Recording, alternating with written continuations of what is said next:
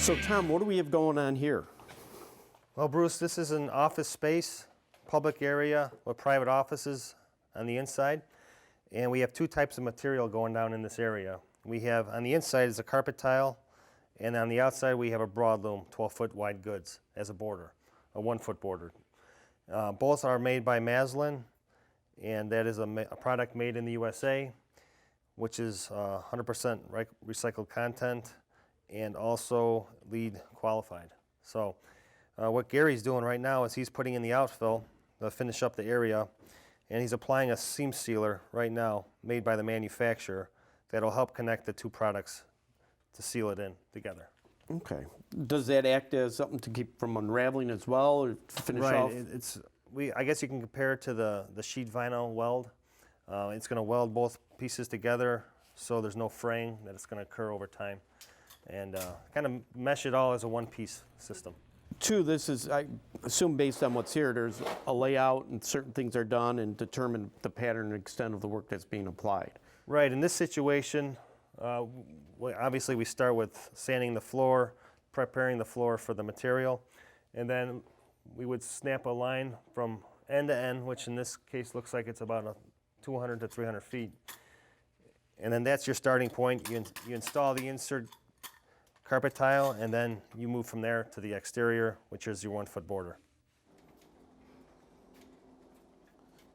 So Tom, is this the carpet product you were talking about that's being installed? Yes, this is carpet tile. It's manufactured by Maslin. As you can see, it's made in the USA.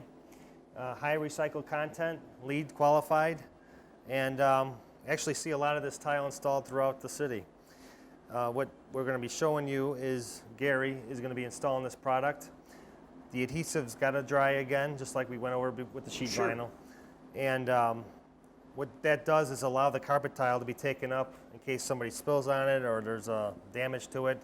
Releasable glue is used on this application to be able to take it up later as needed.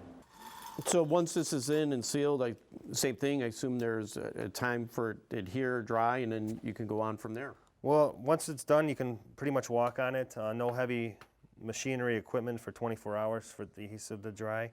Then we base it, and then they'll cover it. And then once the project is complete, they'll uncover it, and it's ready to go. Okay. So the next step here is once the carpet's in, it would be ready for base? Yes, base would be next, and then we are complete. So here they're putting in the base. Kind of what's the process that would take place here? Well, Bruce, this is coil base, which means it's seamless.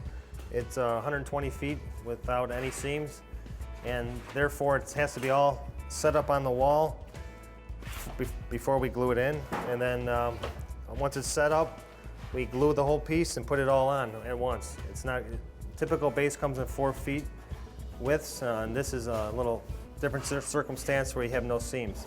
So the cuts have got to be exact, they got to be precise. And any kind of flaw, basically the piece is garbage and they have to start fresh. So there's a lot of skill involved here also. Also, they're using a urethane adhesive in this particular application because of the FRP board. The regular base adhesive that we use is a water base, and it will not dry in between the 2 layers of vinyl. Okay. So you have to make sure that you're using the right material as well. So that's something you pretty much you have to know up front. What are you going to be mounting to for the different types of adhesives and materials you're going to be dealing with? Absolutely. The traditional adhesive would never dry if we just use a traditional adhesive. Sure. It would peel off. It would peel off, and in 5 years you'd have the same wet feel. And then you would have maybe mold buildup, so it's essential to use the right adhesive. In this application, that it'll dry quick, easy, stick, and then it'll be fine for years to come. Now they just form it around the corner like that, and they just kind of keep moving it. Well, right, everything gets gouged out, so you're actually taking material out of the inside. Oh, to form. So there's definitely some skill level involved about making that precise cut. And once the cut's made, simply put it on the wall and it should fit right in like a glove. Okay, so otherwise the material would not be given at a corner, then be kind of pulling away or projecting. Right, yeah, there's no give with the material, so unless it's cut and cut right, reflect any imperfection on the outside corners. Once this is in, this is pretty much brings everything to a close for what your finished product is. Yes, this is the last step in the whole flooring process. So once the base is installed, we are done. We move on to the next section, or we call it a day and move on to the next project. But the base is the final application.